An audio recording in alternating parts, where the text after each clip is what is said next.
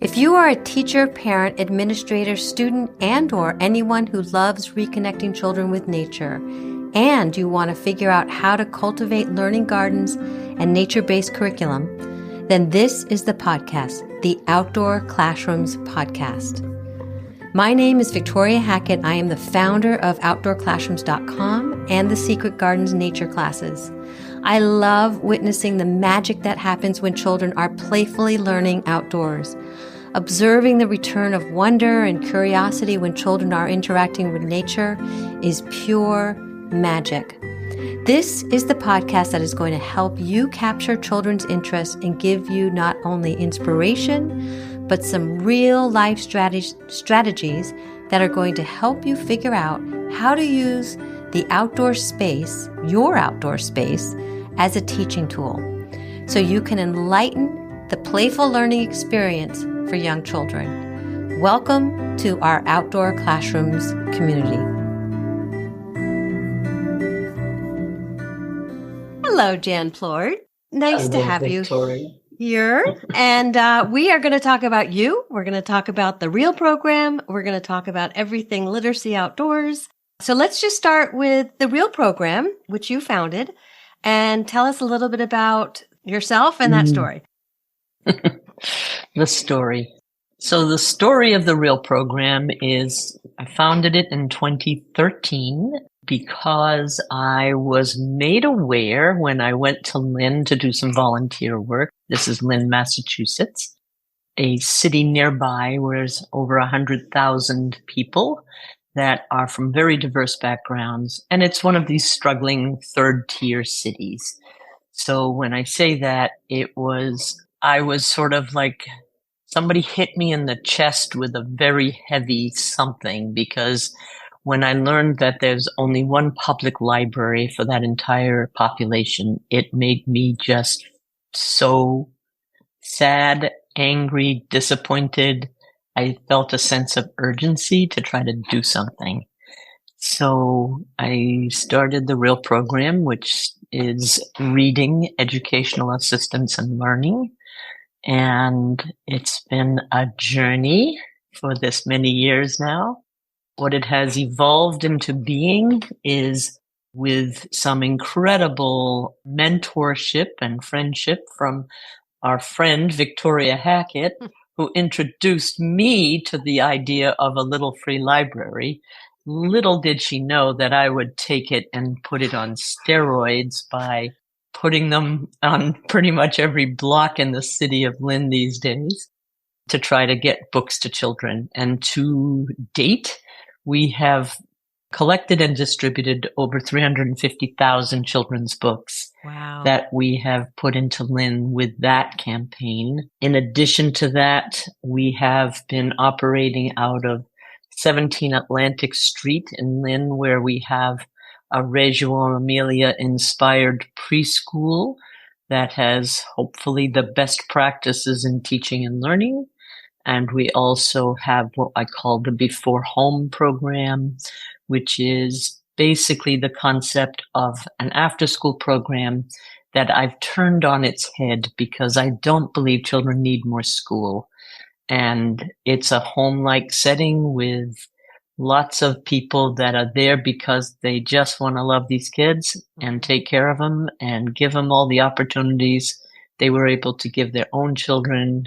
We also had that opportunity growing up. These children do not have the heritage of literacy in many cases. So that's a big part of that. We also have English classes for the parents. We have English and quilting, as a matter of fact, where they learn to quilt and have English at the same time, which is absolutely amazing. It really is. Brilliant. It is, actually. It's very, very cool that we have people that have all these talents.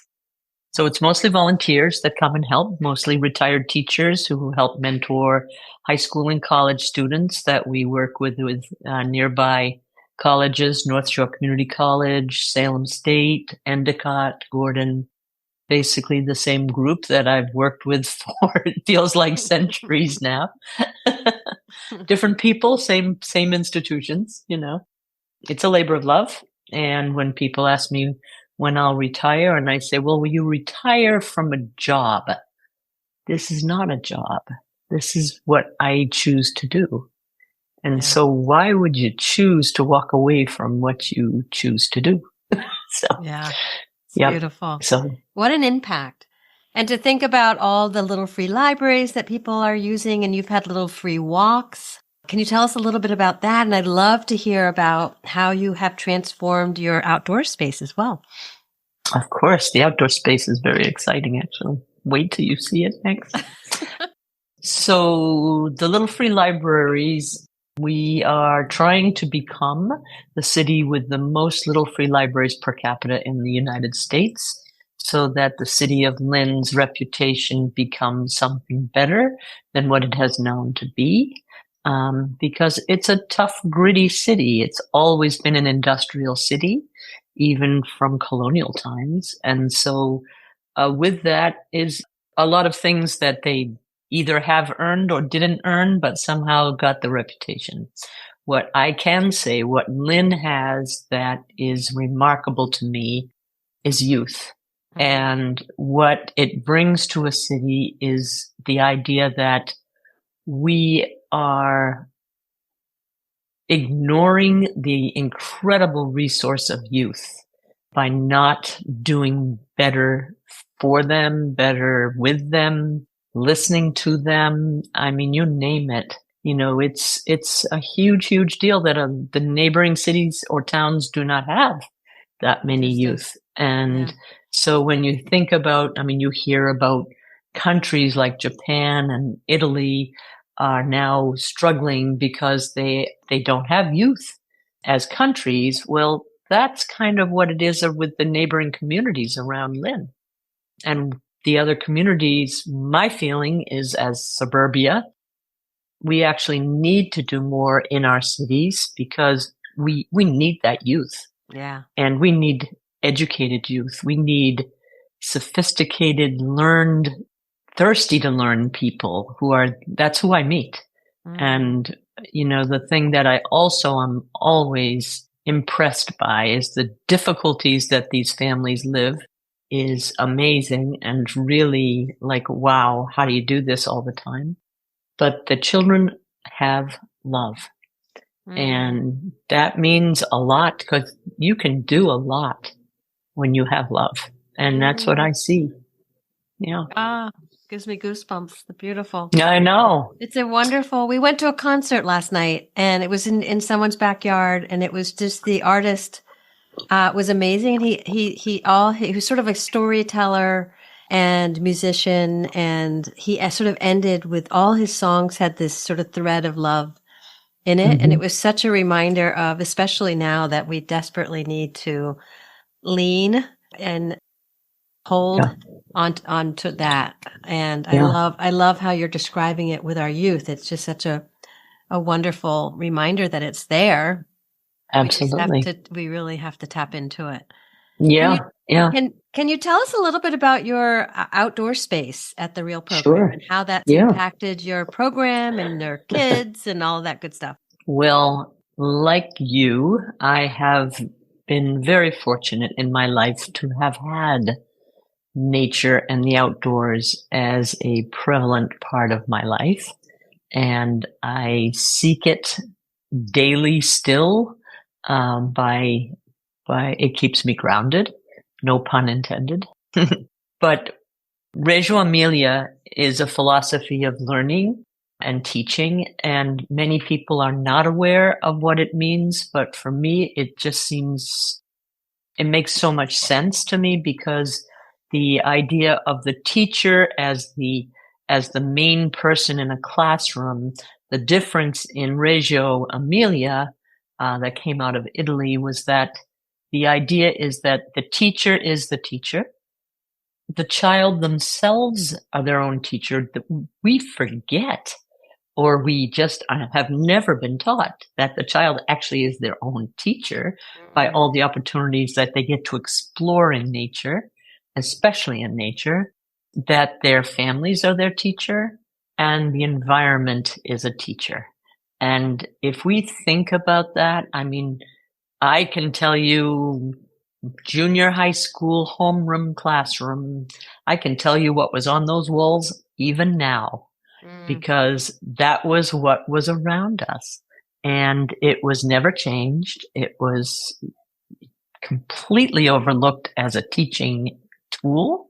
And I just specifically remember that so vividly. And it just reminds me daily that we need to be able to provide beautiful stuff for these children. So we've been very fortunate to be in a place where we have lots of artists and people who are generous with their talents and their hearts. So we have a fellow named Gary White who lives near the Real Program, who's taken our beautiful raised box garden that wasn't effective because we have too much shade. So we turned that into a sand sculpture garden. Oh. And that is the coolest thing, because we learned that nearby Revere Beach sand sculpture contests import their sand. It's not the sand from the beach. It's river sand, and river sand is very sort of like kinetic sand. It has so many minerals in it, it actually attracts to itself, almost like cement-like. It's very interesting. It's way different texture, and it holds. So that's where that sculpting is so incredible, but it holds. And yeah, so Gary has been, he introduced us to the idea of sculpting with sand, and he is a sand sculptor. He's an internationally renowned teaching artist. He's taught and lived in so many different countries, and we're just incredibly fortunate to have him there. We've also had the incredible talents of Bruce Orr, who introduced us to the work that he has done with youth. And so we have this giant purple octopus tentacle in the front yard of our place, which people look at me like, why? And I'm like, why not? I mean, are you going to forget the place with the purple octopus tentacle? You are not. And we have a boat in the front yard to go with our purple octopus tentacle that we have plants in, so that it's a garden box. And so what's happening now is we were started by building, Gary is my guy doing this, started by introducing him to the idea of a sensory walkway to put next to our path that brings us out to the yard. But he took it to a whole different level that I have never, ever, ever in my wildest dreams thought could be what it is. I mean, like the purple octopus tentacle, it was beyond me. I mean, I wanted an ocean theme, but But what Gary has done with the help of a senior from Marblehead High School who did her senior project with us, she did not know any of this stuff, but she's found out that she's actually a pretty good artist and has really enjoyed working with Gary. So she's been his assistant, but Gary took a place where we had a tree that had to come down, so there's a stump. And so he basically covered that stump with bricks and flagstones and all different things by putting them all together with cement, and then basically has created with little archways with little dinosaur figurines embedded in it, and little jewels of hearts and all these different things that children are just curious as heck about. And so it is, as of yesterday, he was putting a third level on this because he saw that they want to sit on it, and that they feel royal on their castle. Isn't that funny? Yeah. So he was following the child, so to speak? Basically, it was being inspired by what the children are inspired by. Yeah. And that's like, how lucky are we get to do that? Yeah. So we have a mud kitchen, which is generally pretty exciting. We have some hard surface. Yeah. Your mud kitchen is pretty big. Actually, that one got retired, so we have a smaller one now. And I do miss my really big one, but we did have to retire the big one. So we have a stage where children can be, that can be a place where they call it an island. It can be a stage. We have karaoke on occasion. I mean, because we also, because of this nature of our working with children 3 to 5 in the mornings in the starting small preschool, then we also jump into the after school piece of children being 5 to 11 years old or even 12 years old. So everything has to be suitable for that entire age group. Yeah. And, it's like a playground. You have to be able to make it so that it's suitable for little ones, but not unsafe, and also incredibly durable for that growing little boy that wants to just see how strong they are. Not so much little girls on that, but the little boys for sure. Yeah. We have a 4-square court, which is always a very popular thing with the older children, and it gets pretty competitive out there. And we are within walking distance of Red Rock Park, which is about I'd say it's a little over a quarter of a mile away.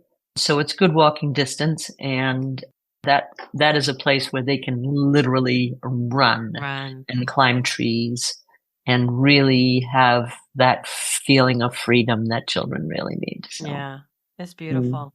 Do you see and feel the effects of, and you are in the city, of kind of creating this type of space, these outdoor spaces for children in a city that they wouldn't necessarily have these experiences? Because you also have a summer program where you bring them to Beverly Farms in same Massachusetts, but it's not like Lynn. It's a very different environment.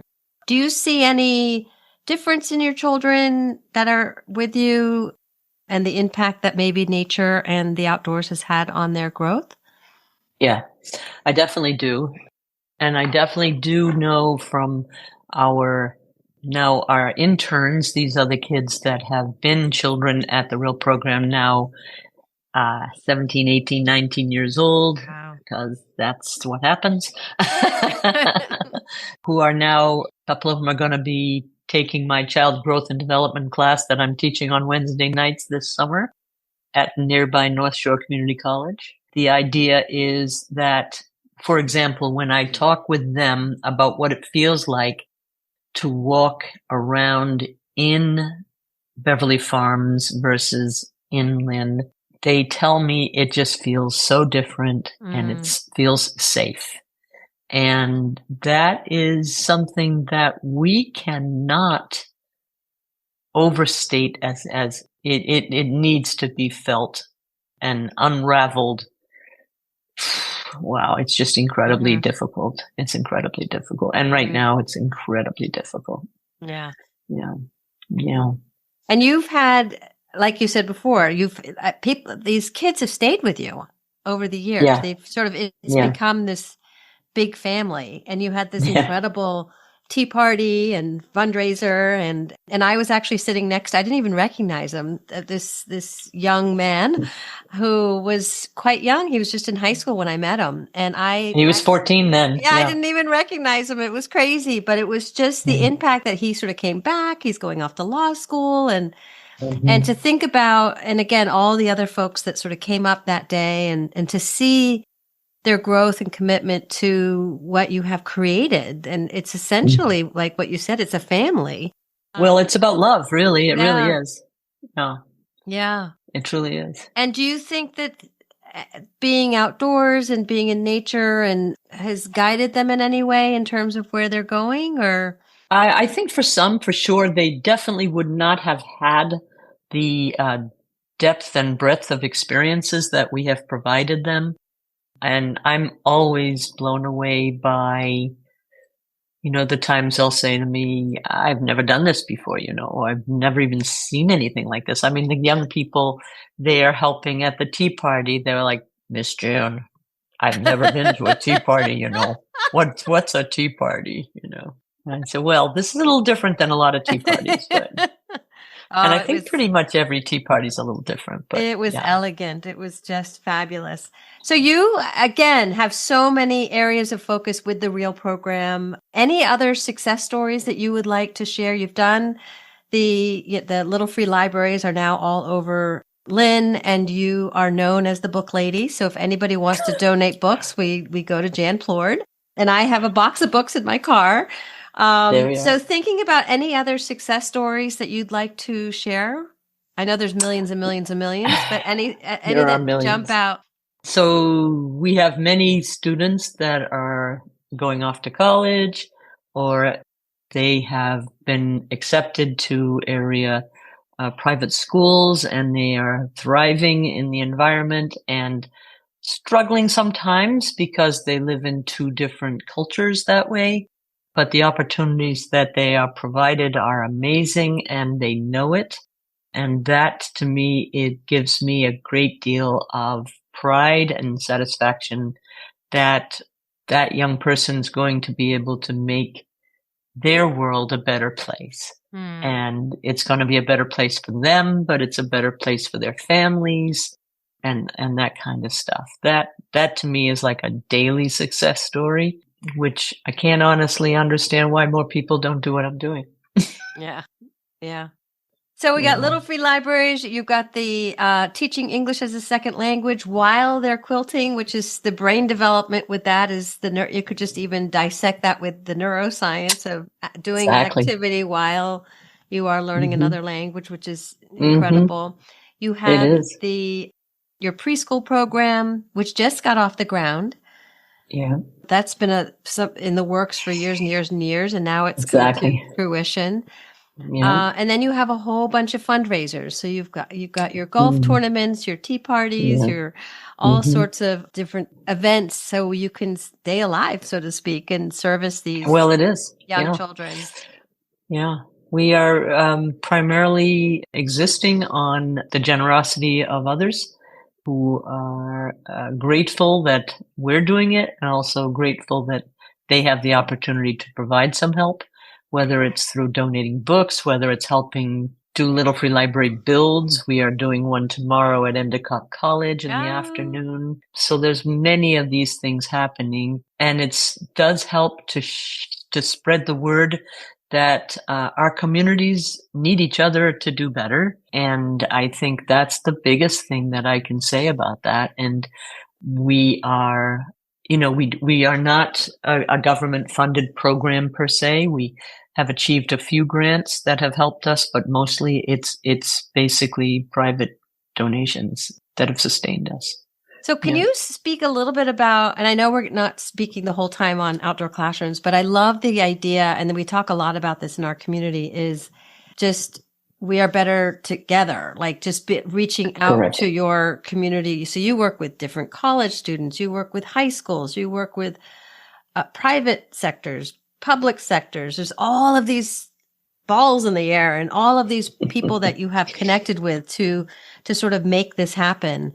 Can you give any tips and tricks to our listeners that might want to do the same for their outdoor classroom program or wherever they are at, or how to reach? Well, first of all, we'd be happy to speak with them, to help them on that for sure. We've got somebody who has reached out to me who is in Southern Florida, who is doing a similar kind of a program based on what they learned about us. And so that's interesting. Another young lady's doing it in Utah. So we've got a few that have reached out that are trying to do the same, because they are, like me, feeling like these children just need people to help them get the joy of reading. They get the mechanics of reading at school, but the joy of reading comes from somewhere else. School does not have enough time for that. Although, I mean, the most incredible teachers are the ones that carve out that time. Somehow they prioritize that time.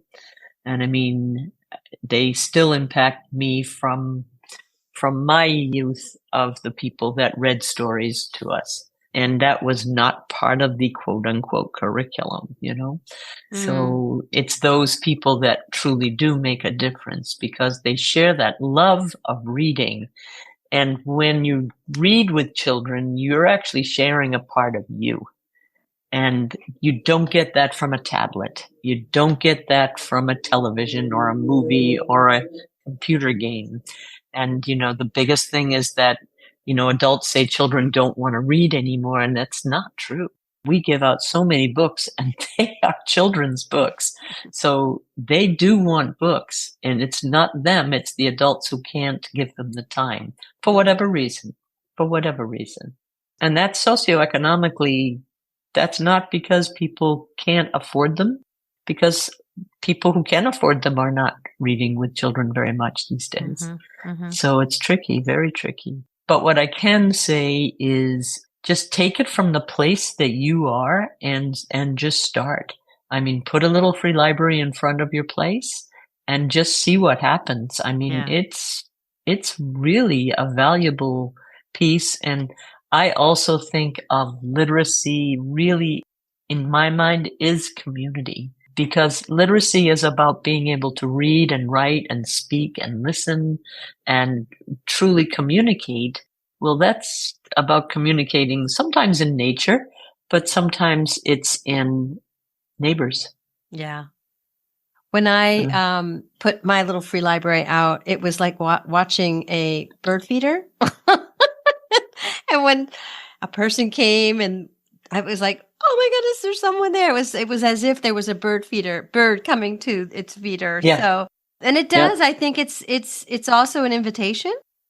Yes. And we talk about provocations and invitations for learning. I think it's just an invitation to build community. And I think having them, again, what you've done in Lynn is incredible. And I see even more popping up all over Beverly here. So it's kind of, it's very cool. And I think it's really incredible what it does to a community to bring the community together. And it's just outdoors. It's a little box with books in it. And I love how you describe literacy, is that it's love, it's community, it's connection, it's all of these things. It's not just reading, or there is reading, but it's passion and mission is to have that love for reading. And do you feel like the kids that are leaving your program, I don't think they ever leave because it's family, but that they actually leave feeling like they have this love for reading? I think some do more than others, and they certainly do remember. So I do a group reading. I call it, when we have the children in the after school hours, I tell the children, if you are a chapter book kid, you come here. And if you're a picture book kid, you go here. It's nothing to do with their reading level, but it's where they see themselves, right? So sometimes I'll ask them to divide themselves up by, do you know how to do multiplication versus, addition and subtraction? And they decide where they are. And they're not always the same kids, because some kids are readers and not necessarily good at math. Some kids are mathematicians and not very good at reading. So often they're not always the same kids. But what I truly, truly love is reading with the children, where I give them a copy of the same book I'm reading, and we read and discuss at the same time, because they're looking at words they don't know. Yeah. They are all going home to families whose English is not their spoken language at home. So their vocabulary, they're getting this huge, much bigger vocabulary through the books and things that we're doing with them. And then there's lots of programs out there that are encouraging you to read, how many books you can read, how many minutes on reading, and that sort of stuff, which I applaud, but it's not deep. It's broad. And we need to be deep for children to be excited about reading and have it just be part of them, Yeah. So I started with reading a great children's book called Donovan's Word Jar. And it's a sweet, sweet story of a little boy who's not white, who lives in the city. He doesn't have a collection, and all of his friends have a collection. They have cars, they have marbles, they have stones, they have stamps. He doesn't know what to collect. So then somebody says something to him about, why don't you collect words? So he collected words that he could read. It's just a gorgeous thing. And its chapters are like 1.5 pages long. So, I mean, it's, second, third grade reading. Perfect. But it's one that inspires a little bit of magic, Yeah. I won't tell you the whole story, but it's adorable. And then I'm just giving a tease here. And then the one that I did when we had the pandemic, we did book buddies over Zoom, and we did Because of Winn-Dixie. Yeah. And that was so inspirational because there's so many layers in that. Children don't know what a preacher is. Children don't know a lot of these things that this little character in the story is going through until we talk about it. And, when we talk about it, this little kid has a tough life. But when we talk about it, a lot of these kids can relate to some of this stuff. And, they really, they want to read it. And that to me is like, they come in, we get to meeting, we do a chapter or two, and then get on with their day. But, we also do Khan Academy on a tablet, which is an important thing because they don't have enough time to do any sort of practice at home or at school. There's just not enough time. Yeah. So, and we learned that they need to do that in a group with us there to guide them, because at home they don't have that for a variety of reasons. So, incredible. Yeah. I could talk to you all night. Is there any other tips, tricks, story, one last story, or anything you want to share with our community before we leave? Well, just one little guy at our program now. He started 2 months ago with no English whatsoever, and he is 3.5, and he calls me Miss Jam. Miss Jam. I am Miss Jam. So I do get all kinds of names, but Miss Jam, Miss Jam. So he says to me today, "Don't be so dramatic."